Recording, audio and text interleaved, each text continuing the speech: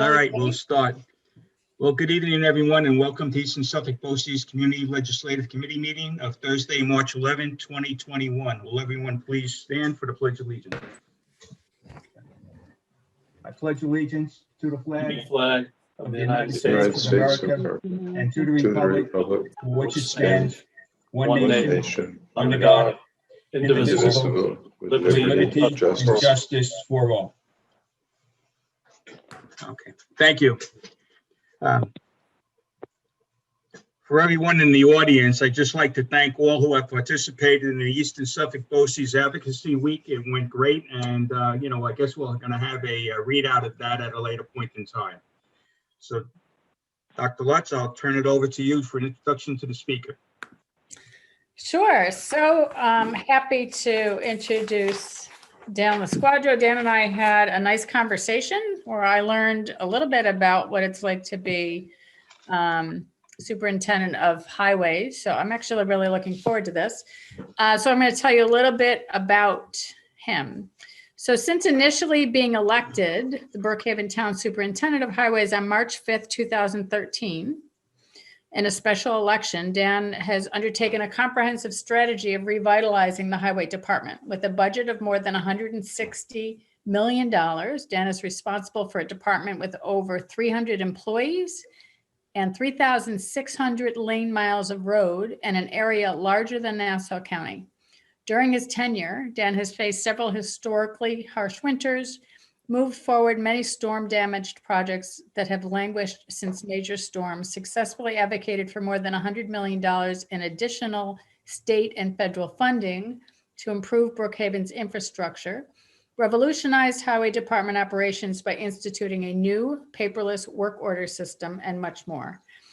Prior to serving as Superintendent of Highways, Dan first won the election to represent Suffolk County's 6th legislative district in November of 2003, where he served 7 years as county legislator before taking his record of leadership to Albany as an elected assemblyman for the 1st Assembly District.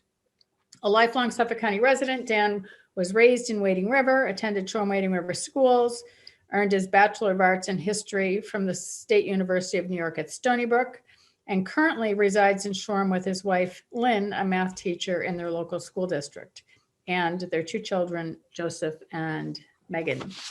So we are super happy to have you here. So not only have you led a highway department through several historically harsh winters, but through a year of a pandemic as well. So it's been very interesting. I can't believe it's been over 17 years since I first took office. That never ceased to amaze me. When I came out of college, I worked in insurance. I worked for State Farm for almost a decade.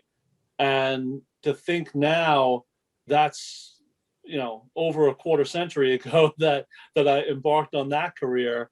And now I've been in the highway department for 8 years. It's been a very interesting road, no pun intended, with being highway superintendent. But the highway department, I have to say, hands down, is the best job I've ever had, and also hands down the hardest job I've ever had, because there's so many different things that go into being highway superintendent, so many responsibilities beyond what people normally associate with the job, which is just the maintenance and repair of roadways. Everything associated with that infrastructure also falls under the umbrella of the highway department. So stormwater management is a huge component of what we do, and complying with state and federal guidelines for the management of that stormwater, discharge into the ground or into surface waters is a very big component of what we do. Traffic safety, all of the engineering that goes into installation of traffic signals, road signs, whether it be for traffic control or just regular street signs. I actually have an in-house sign shop that manufactures our signs right here in Brookhaven. Street lighting, if you look at your tax bill, there is a separate line for street lighting district. And aside from the lights that are on the Long Island Expressway or Sunrise Highway, all the other street lights in the town of Brookhaven, of which is about 45,000, all fall under our division of street lighting, which is under the umbrella of the highway department. So there are many, many different things that are beyond the normal scope of what people think of, which is, obviously plowing roads, street sweeping, repairing those roads. But as our supervisor, Ed Romain, is fond of saying, and I always like repeating his line, and I'm sure everyone associated with a school district will certainly understand, every issue of government is an issue of budget. People get frustrated about roads. Why aren't you paving my roads, as fast as we would like? And we all know there's a finite amount of money, and you usually have this much work to do and this much budget to do it. So you have to find ways to prioritize and extend the life expectancy of the projects that you're doing so that you can get over that hump. And it's taken me 8 years to get to the point where we are, which with the current investment that we're making, in about another 5 years, I will actually be through my entire initial scope of work that we identified. And to be on a, maybe 13, 14-year paving cycle for a town the size of Brookhaven is, no small task. And some roads last longer than others. Obviously, residential roads, cul-de-sacs, neighborhoods with only one point of ingress and egress. Those roads last a lot longer. But we have obviously some very main arterial roadways that fall under the jurisdiction of the town of Brookhaven. And you might only get 6 or 8 years out of some of those, very heavily traveled roadways with a lot of truck traffic. So it's a process of identifying, keeping track of those projects, and finding ways to increase your investment, while at the same time, again, we all know, being cognizant of the tax burden that everyone faces. And we've managed to stay within the the limits set on us, by New York State with the tax cap, not piercing that cap, and we've been successful as we've moved forward with that. So I could speak for 2 hours about all the different aspects of the highway department, but I would love to take specific questions and touch on particular issues and elaborate on things that are of interest or concern to you. So we do have a question, and by the way, I think we're a small enough group, so moving forward, if people have questions, feel free to unmute and ask. But this is from Stephen Gessner, who's one of our board trustees. He's curious about the decision of when to outsource and when to keep a project inside. A lot has changed over the past, even 10 years, but especially 20 years. If you go back and look at the history of many highway departments, they were doing a lot of their paving in-house many years ago. And, when you look at the increasing cost of public employees and fringe benefit packages, along with the increase in capital expenditures to purchase the equipment to do that work, most of our major construction work is put out to public bid and is done by outside contractors. And with the scale of the work, especially as the population has increased in the town of Brookhaven, I actually now employ 2 paving contractors. I had to split my contract in half, east and west, to be able to have the contractors do the volume of work that we're performing each year.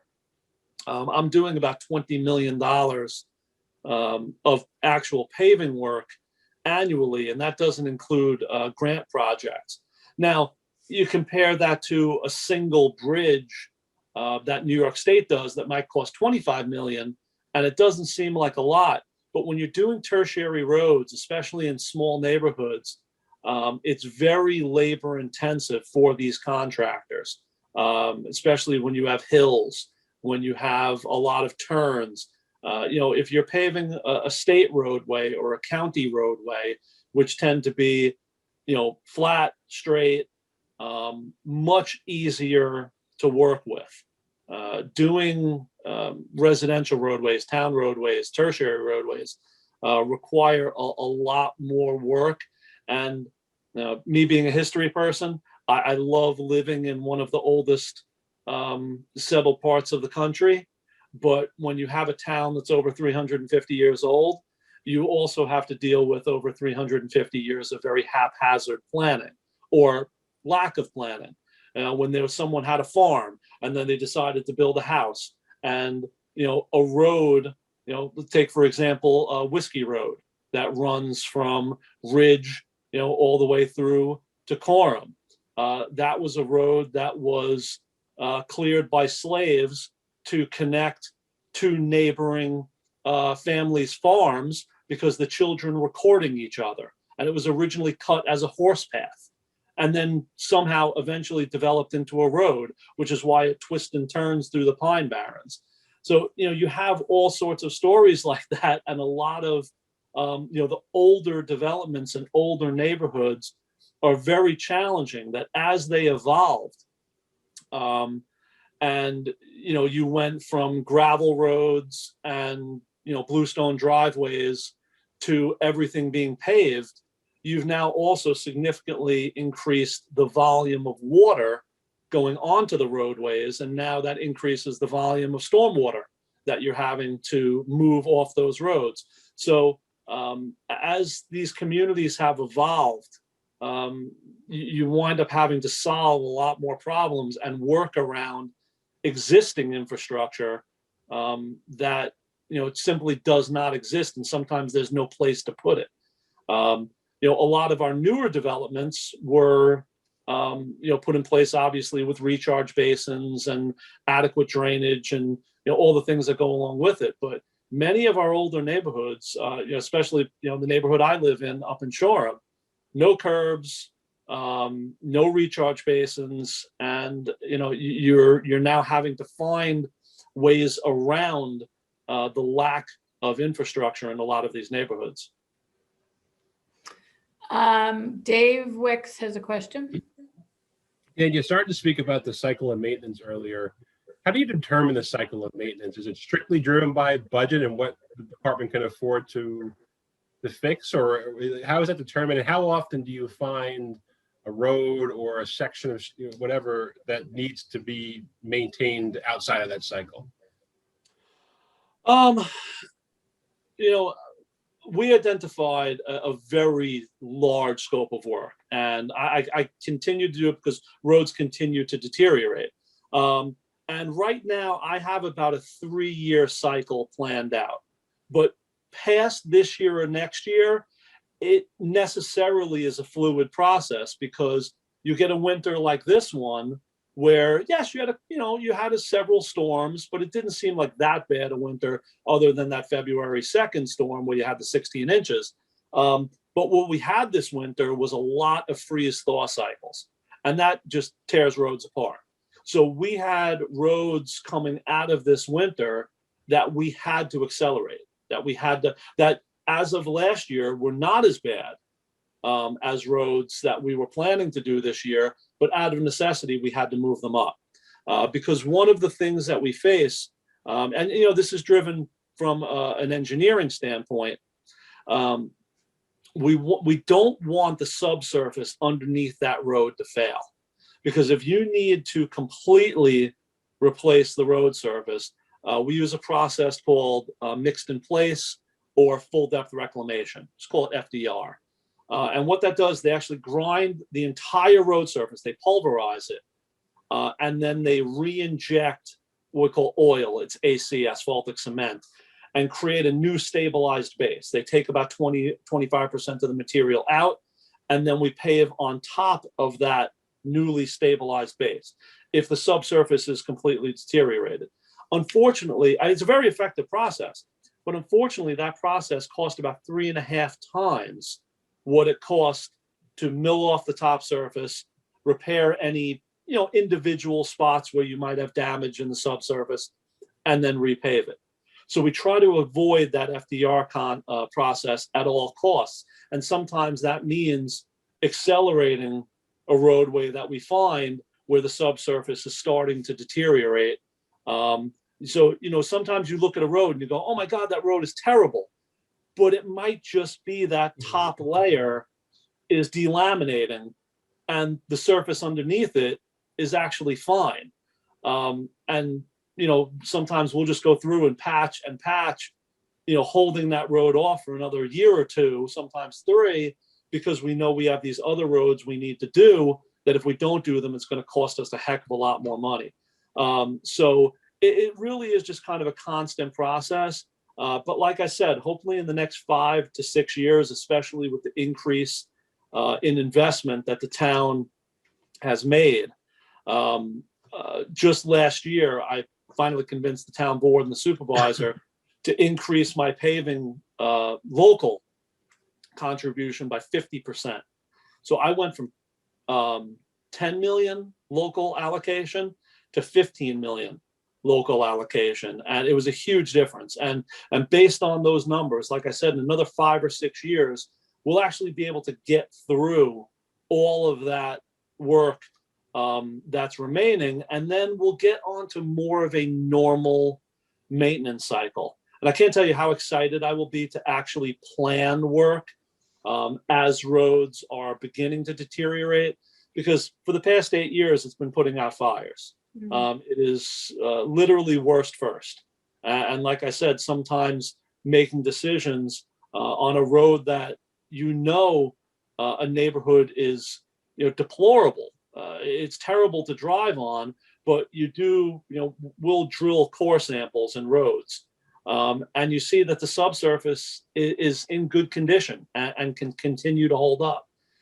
So those are difficult decisions. I have to say, coming from the legislative side of government, where you never wanted to say no to anyone, you would, we'll form a committee. We'll, we'll look into that. To being in an executive capacity where it literally has become my job to tell people no. But you give them an explanation and tell them why it has to wait, and how the budget drives these things. But that is probably the most frustrating part of the job, is knowing that there is so much more work on an annual basis than I have the money to perform. But given the increase in my allocation and the money that I've been able to get from the state and federal government and grant funding, I finally feel like there's a light at the end of the tunnel, that in that next 5-6 years, we can get to the point where we're actually doing scheduled replacement of roadways and resurfacings. So that's exciting to me. But I have to tell you, it hasn't been that way. And I'm still at the point where there are many neighborhoods that I know need to be done that we're scheduling in out years, and that is certainly the most frustrating part of the job. Yeah. So we have actually it's 2 questions. So one of these is about Sunrise Highway, which might not be your area, but you might be able to weigh in. So I drive Sunrise Highway every day. There is a section from exit 58 to 57, both east and west, that was redone. Why only that mile?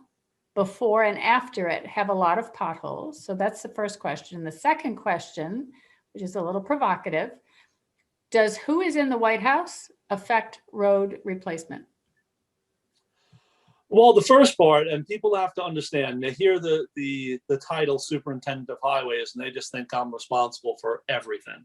And I have to tell you, most of the roads that you see, I am responsible for. But the high profile roads that people, kind of pay attention to, I'm not. So state and county roadways are obviously not part of the town road system. And people think, oh, the county's so big, their Department of Public Works must be so large. Well, I can tell you from Huntington to Montauk and Orient Point, the Suffolk County Department of Public Works only has about 950 lane miles of roads. I have close to 3,700 in the town of Brookhaven alone.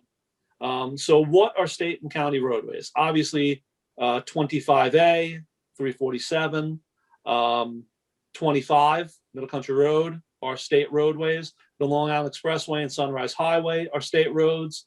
Route 112, State Route 112, state road. So those tend to be mostly east-west arterial roads, although the state does have a couple of north-south roads. But the big arterial north-south roads, Patrick Mount Sinai, Nichols, William Floyd Parkway, even Rocky Point Road is CR 21, County Road 21. Those big arterial north-south roads tend to be county roads. So, people do have to understand the distinction of who's responsible for what road. And I certainly don't defend any decisions that the state makes, but each zone of the state DOT, we are in zone 10 for the State Department of Transportation. And, allocations are broken up zone by zone. And, we talk about the White House. It's really for our roadways, it's more who's in the governor's mansion. And where the priorities are set. I've been optimistic the past year or so because when I was in the state assembly, the chairman of the Assembly Transportation Committee was a New York City representative. And he retired now, and I really don't care to say his name. Dave Gant, I don't care if anybody hears it, but Dave Gant did not care about anything outside of New York City. And it was what it was. I sat on the Transportation Committee and tried to speak to he and his staff about the needs of Long Island. And, unfortunately, the view of the city was we had plenty of money. And I'm sure, everyone from a school district can relate to that sentiment from New York City. But, it was a similar sentiment when it came to infrastructure. So the new chairman of the Assembly Transportation Committee is an upstate representative. So I've been hopeful, the past year or so that we would get some additional allocations. But last year with the pandemic, the state, contracted, and we actually lost 20% of our state funding last year. We obviously think we're going to get that back this year. I was just on yet another teleconference call at 4:30 today with the State Association of Towns and Senator Schumer talking about the money coming to local municipalities from the stimulus bill that they just passed. Now, we're not sure exactly, we haven't gotten guidance yet of what we're going to be able to spend that money on. Obviously, I'm going to try to push to use some of that money directly for our infrastructure. But in either case, with the money that the state is getting to plug their holes, we certainly will see at least a full restoration of our, it's called CHIPS, Consolidated Highway Improvement Program. We'll at least see a full restoration of CHIPS from where it was back in 19. And hopefully we'll even see an increase this year. So to answer the question, this is kind of a unique situation with who's in the White House to see this stimulus plan.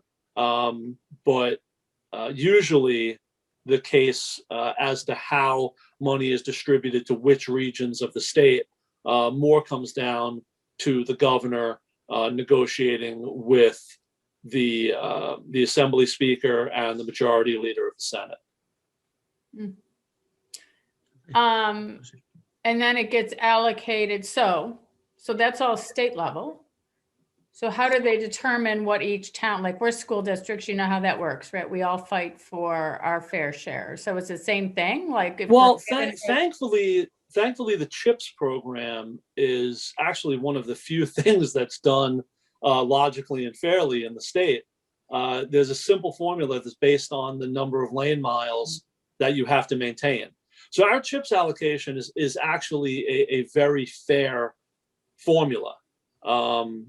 But when it comes to state roads and what projects that they're going to do, each region for the DOT submits their projects to the commissioner's office of the DOT, and obviously the commissioner reports only to the governor. So within the DOT, it's really kind of a kingdom unto itself. So we've seen, thankfully, some projects finally move forward up on 25A. The one finally down on 25 on Mother Country Road, just west of William Floyd Parkway, was in abysmal condition. The state finally redid that at the end of last year. But I'm hearing that as part of this stimulus money, that the state is going to take some of that funding and finally restart the 347 project, which has been stalled for close to 12 years, I think. It's been over 10 years since the last section was completed through Smithtown, and actually start working their way east to complete that project all the way out to Route 112, Crystal Brook Hollow Road, which is what it was originally intended to do, which would include an overpass over Nichols Road on 347, which would be a game changer as far as moving traffic through that area, especially considering Stony Brook is the largest employer in the county now. So, some very important projects that I hope the state moves forward, but those are really obviously out of our control on a local level. So we have a couple of questions. This one's Stephen Gessner. What sort of training did you receive to do your job, and are there requirements to run for your position? No, it's funny. Unlike the county Department of Public Works, which deals with sewer districts and things of that nature, where they usually put a licensed professional engineer in that title, Superintendent of Highways, which is a title established under state highway law, does not have that requirement. But for maybe someone like Dave, who has known me for a while, kind of grew up close to each other. I grew up with a pretty diverse background. My entire family is in construction. I worked all through college as a laborer with Local 66. My family on my mother's side is Local 731 in New York City, which is bridges, tunnels, and roadways. So I grew up always around construction, and my father owned an auto body shop. So I grew up around the automotive industry, and then parlayed that into a career after college in insurance, doing claims adjusting and fraud investigation. And people don't realize how important the automotive aspect is to this position, because the fleet that I operate, both on road and off road, is hundreds of pieces of equipment. And we have a full mechanic shop and a welding and fabrication shop, a small engine repair shop.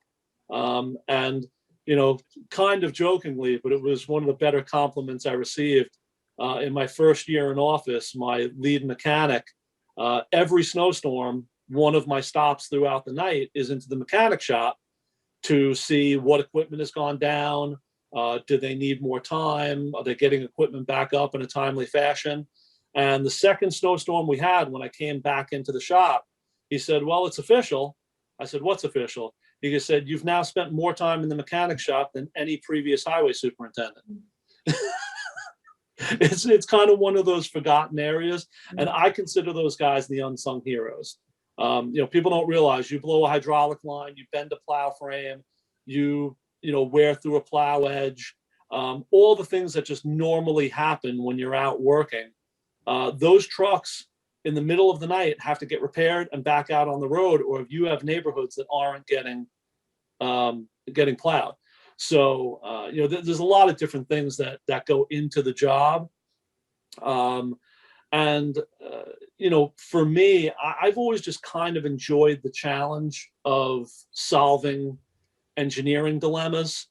I just something, the way my mind works, and I guess how I'm hardwired. I like being out in the field and solving those issues. So, like I said, there's no formal requirement, but when I got the opportunity to do this job, I kind of look back at my career and my upbringing and the type of work that I've done. And I kind of thought to myself, I kind of been training for this my whole life and I didn't realize it. As I said, it's by far the best job I've ever had. Sounds like it's a great fit. So we have a couple of other questions, but I'm just going to make a comment that Leah put in. Leah Arnold is our Director of Career Tech and Career and Technical Education. And I had exactly the same thought, which is we would have great interns for your mechanic department because we teach small engine, we teach metal fabrication. So if you ever want to look into having that kind of a partnership, let us know. Oh my goodness, I would love that. I have to tell you, a couple of years ago, some of my entry-level mechanics, I can, find some guys internally.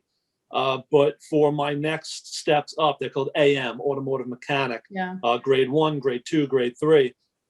I hired 3 AM3s from outside the department because I literally couldn't find anyone qualified internally. And usually that would be an internal advancement position. Yeah.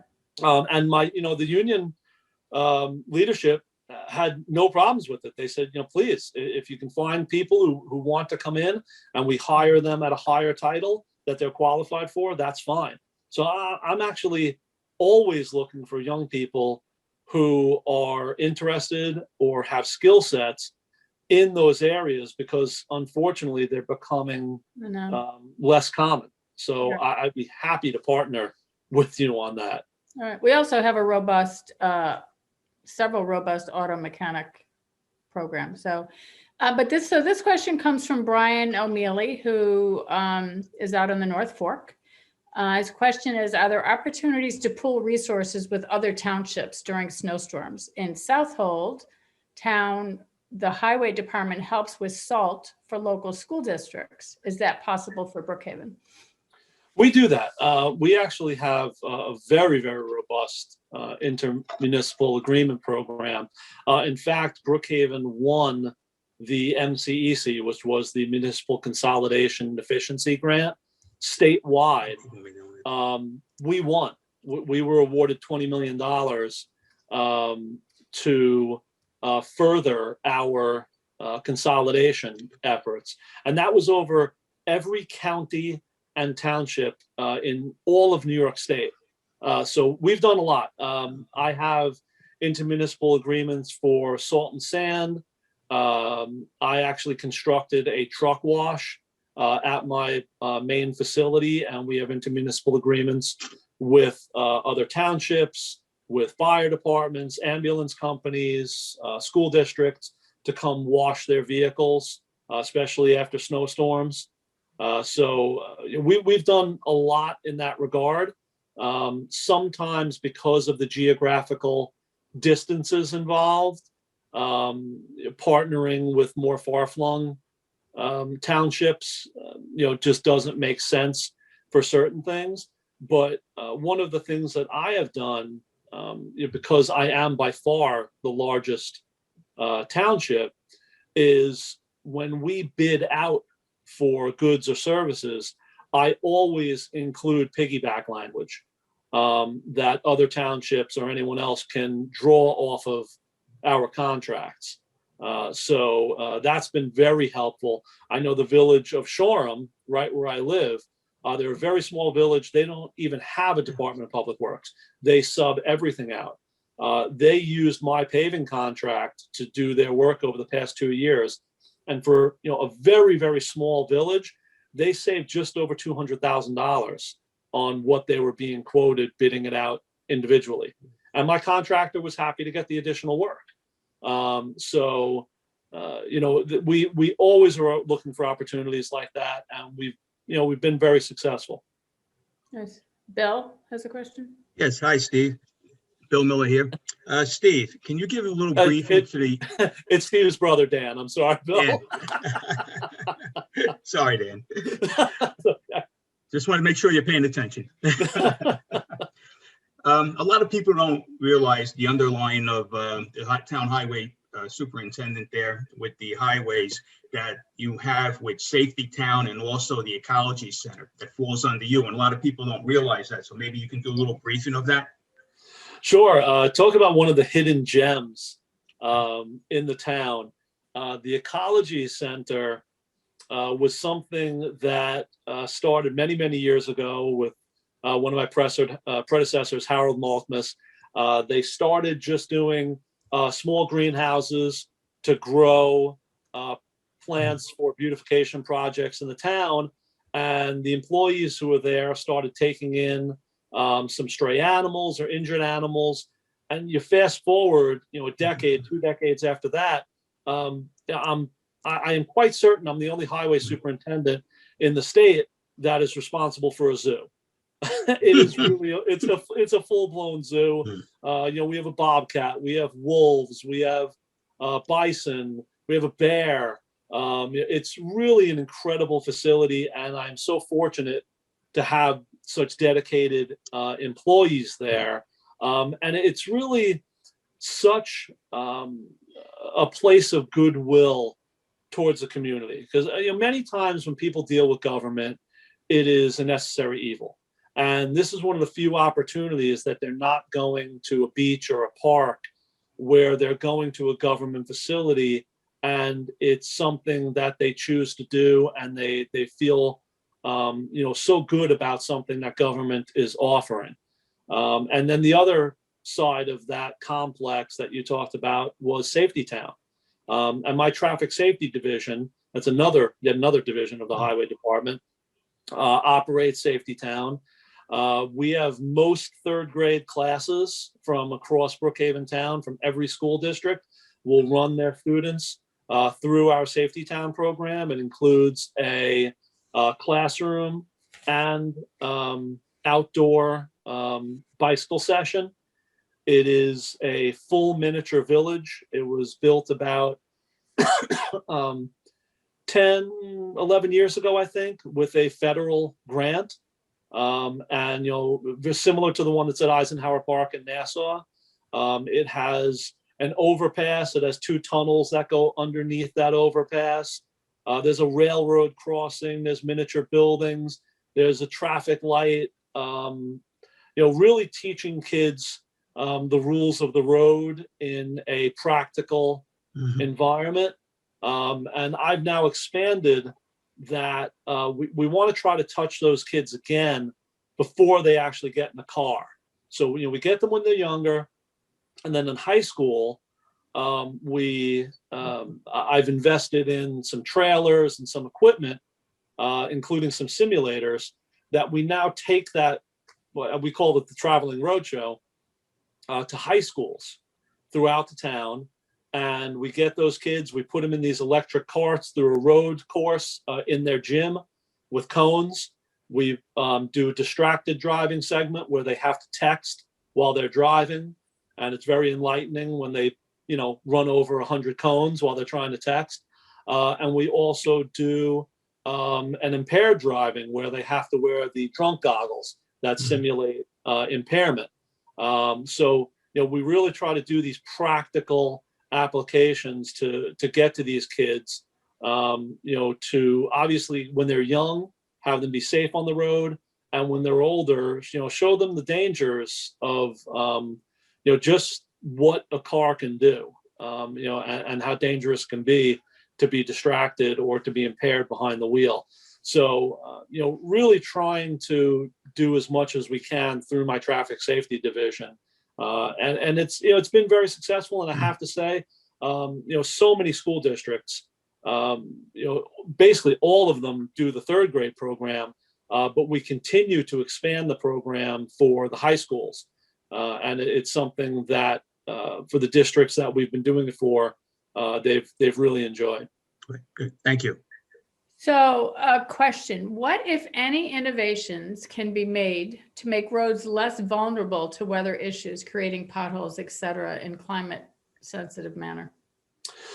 Well, I can tell you one thing in particular that I have done. A couple of things. One is I've changed the actual mix of the asphalt that we use. And there are many different blends of asphalt. The particular one that we use is type 6FRA, and the RA stands for rut avoidance. It's a little stiffer mix, and it uses less sand and more pulverized stone, which makes it resistant to that type of rutting that you get when you get heavy truck traffic going over, and you'll see those kind of camel humps in a lane, which then lead to water pooling on them. And water is the enemy of a roadway. Anytime water stands on a road, you're going to get deterioration prematurely. So one was changing the mixture of the asphalt. Number two, if you remember, you go back 10 years, when you saw a road going to be repaved, they would have those milling machines and they would just mill along the edge of the road. We call that curb milling. And maybe they would scratch the surface of the middle just to scarify it. But generally speaking, they wouldn't even do that. And then they would pave over the top. What I do costs a little bit more money, but it greatly extends the life expectancy of the road. What we do is called profile milling. We have these huge milling machines come in and they mill the entire surface of the road from curb to curb, and they will reestablish a new profile for the road, which means having correct flow lines. So the water actually gets to the drainage structures or gets off the roadway, which is obviously the goal. So between the profile milling and reestablishing a proper crown on a road and proper drainage flow lines, coupled with the better asphalt mixture that we use, has greatly increased the life expectancy of our roadways. But unfortunately, just by nature of residential tertiary roadways, they just don't have as much subbase underneath them. So you are more susceptible to frost heaving when you get water penetration. A lot of people ask me, why don't you just do every road in concrete? Concrete, you have roads that were done by the Civilian Conservation Corps back in the Depression. You have the concrete panels that are still there. Why don't you do that? Well, concrete by its nature is inflexible. Asphalt gives, it moves, it has a natural flexibility to it. When you have concrete, you need to have probably at least a 4-foot base under that road that you have to excavate out and have a proper stabilized base built out of stone, crushed material, because if that concrete panel moves or flexes, what happens when concrete moves? It cracks. Water gets into it, it falls, and you just spent a ton of money on concrete only to have it fail. That type of expenditure on a residential roadway, you could never recover the cost. On infrequently traveled residential roadways, a properly constructed asphalt road will last 20, 25 years. And then you're just going to resurface it. You can mill it off and resurface it again. Even on your more main roadways, you get 6-8 years, you mill it off, you resurface it. It's a much more cost-effective process, and it is something that you could, again, only for major arterial roadways with either state or federal funding, does concrete make sense? And it has to be on roads that are flat and straight. It doesn't work for, a lot of the hilly or twisty terrain that we have either. So question, what dictates or goes into deciding which roads get shoulders for bikers and runners? We have a complete streets program that when we resurface a road, we look at every road for can we incorporate what we call non-vehicular transit. And it really has to do with the size of the roadway, how large the right-of-way is. And this goes back to the point I made earlier about many of these being older developments, older areas, with not a lot of forethought when it came to the planning, and many times you just simply don't have the room to incorporate that and maintain adequate sized travel lanes. Where we can, we do.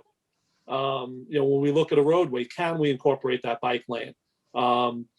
But in some areas, it's just not feasible.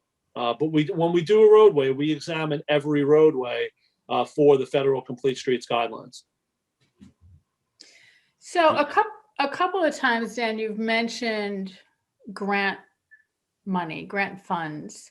So, I mean, what does that look like from the highway department? I mean, that's, are they specific, grants for specific types of roads or grants from specific programs? I mean, what's that? Yeah, there are many different programs, things from stormwater management, which costs us a lot of money. I got a grant just a little over a year ago through the state for stormwater management that gave me about $330,000 towards the purchase of a $485,000 vacuum truck. And for me to spend almost $500,000 on a vac truck is a lot of money. It's a big hit on my budget. But I went from spending almost $500,000 to spending $150,000.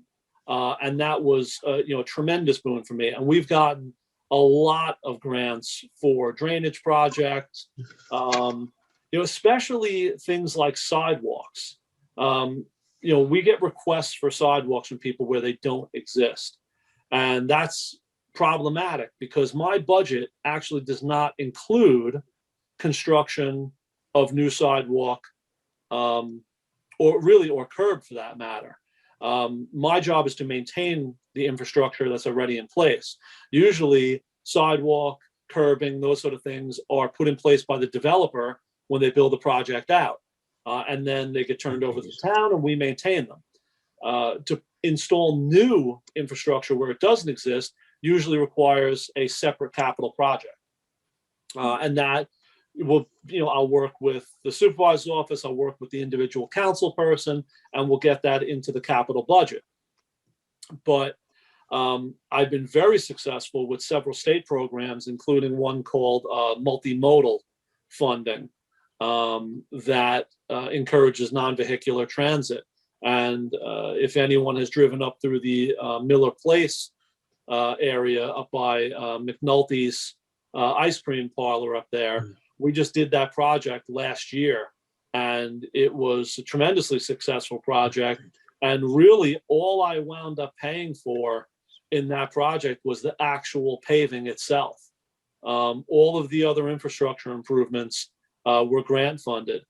We did Canal Road through Mount Sinai and Port Jeff Station. That whole sidewalk project was funded through a multimodal grant. This year, we're doing Old Town Road, and that's going to be a huge project. We're actually going to have contiguous sidewalks all the way from 347 down to Route 112. And that is a very significant grant that we received. So I'm always on the lookout for grant opportunities. The stormwater projects up along the North Shore that we did to repair the damage from Hurricane Sandy, those were primarily FEMA funded that we put in for and were successful. That was over $10 million. just in those projects alone. So, that number that you mentioned when you were introducing me, thank you for that very kind introduction, by the way. A couple of years ago, it was over $100 million. I would say now we're probably in excess of $125 million in grant funding that we've been able to get. And, success begets success because a lot of these programs, as hard as it is to imagine, get awarded to municipalities and never come to fruition. They aren't moved forward with. The municipality can't come up with the local match, which can be anywhere from 10 to 30%, depending on the project.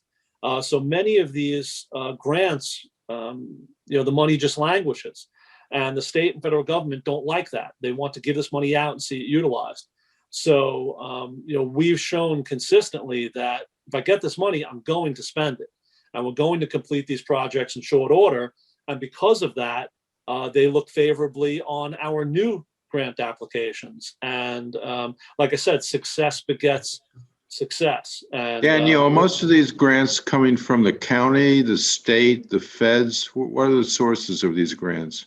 They are, those, any and all. We look, the county grants tend to be more stormwater related. The state grants tend to be, more road infrastructure. The federal grants are more larger scale infrastructure, like our, major discharge systems that affect our surface water. Because every one of those projects along the North Shore were discharging straight into the Long Island Sound. And we were through those projects, we were either able to treat or eliminate discharge into the Long Island Sound, thus improving water quality, obviously. So, but those projects are very costly. I remember when Congressman Zeldin was first elected to the House of Representatives, I knew Lee. We served together in Albany, and had a sit down meeting with him. And he said, "Listen, name the biggest project that you have that would be your top priority for federal funding." And I said, "Hospital Road Bridge over Sunrise Highway." By some strange quirk of fate, many decades ago, that bridge became the responsibility of Brookhaven Town. Even though it goes over a state road, it makes no sense, but it's ours. And Lee said to me, "All right, obviously I'll take that into consideration. When would you do that project in the absence of, funding, outside funding?" And I said, "Never." And he said, "I thought you just said it was one of your top priorities." I said, "Yes, it is, but the engineer estimate to replace that bridge is $26 million. And at that time, my entire paving budget was $14 million. I said, "The numbers just don't add up. I'll never be able to replace that bridge. It's functionally obsolete. It needs to be done for the access down to the hospital there, but I could never do it." So Congressman Zeldin actually was able to secure $20 million. And then at the time, Senator Croce secured another $4 million from the state.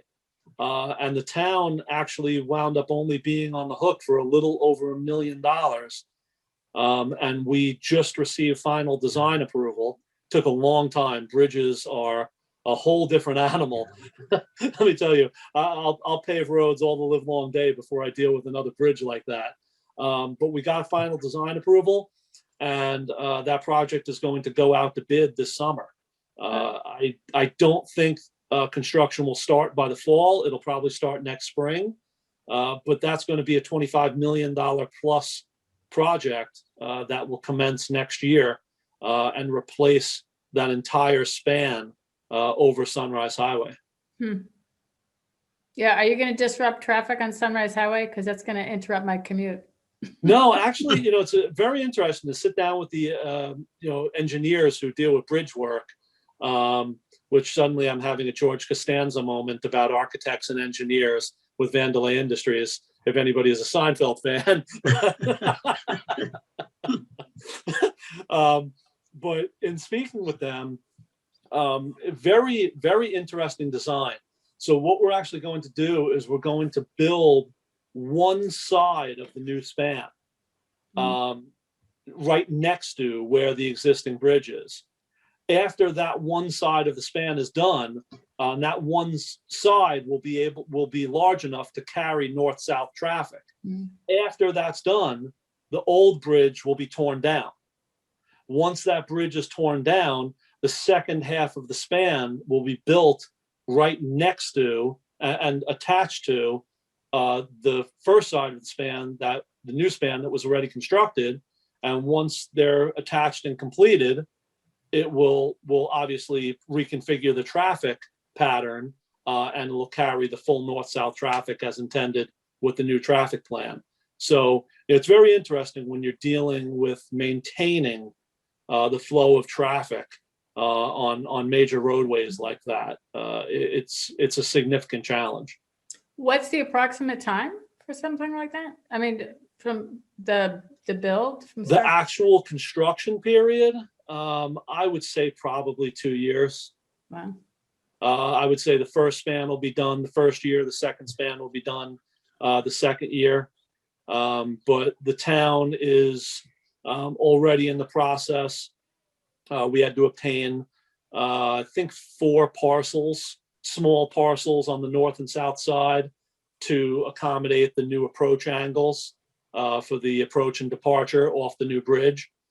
So, again, a very significant project, but, again, back to that grant funding, being able to bring that money back into Brookhaven town, we always lament the fact that, so much of our tax money doesn't come back to us. So I've been very aggressive in trying to seek, especially some of these larger scale projects, because, they have obviously a very significant impact, really transformative, if you will. Nice. Right. So we're just after 8. Just a real quick question. So we really are interested in continuing the conversation about interns and a partnership. Who is the best person to contact? Is that you or somebody in your office? I will tell you, listen, you can always reach out to me, but my executive assistant, Kellyanne, Kellyanne is the best person to deal with. She's one of those people. Kellyanne was with me back in the county legislature. When I went to the assembly, she stayed with the legislature. But when I came back to, local government back in highway, I stole her right back because she's just one of those people. She's an integral part of my administration. So definitely reach out to Kellyanne, and she will coordinate with you and my fleet manager who manages the mechanic shop, small engine shop, welding and fabrication, and we'll get that all set up. Good. Thank you. Good. Wonderful. Bill. Okay, in closing, thank you, Dan, so much for your time tonight. And thank you, staff, for keeping us safe this winter and hoping that the winter storms are behind us with spring coming up in the next few weeks. I hope so. Listen, everyone was a little, they were doubting Holtzville Hal. Right? They were putting a little too much faith in Punxsutawney Yeah. Phil. He said winter was going to last, and I said, listen, Holtzville Hal is right. Yeah. Spring's going to come on time. So Well, that's another thing the I'm highway glad he was department. proved right. Yeah, that's another thing the highway department's famous for, That's part of the Groundhog's Day, ecology center. right? Absolutely. So I do just want to say, Dan, we have a lovely certificate for you that we will get to you somehow, probably in the mail, but we will get it. This was fascinating. I had a sense it would be after our chat on the phone. So I thank you for your time and really for everything that you do to keep the town of Brookhaven moving.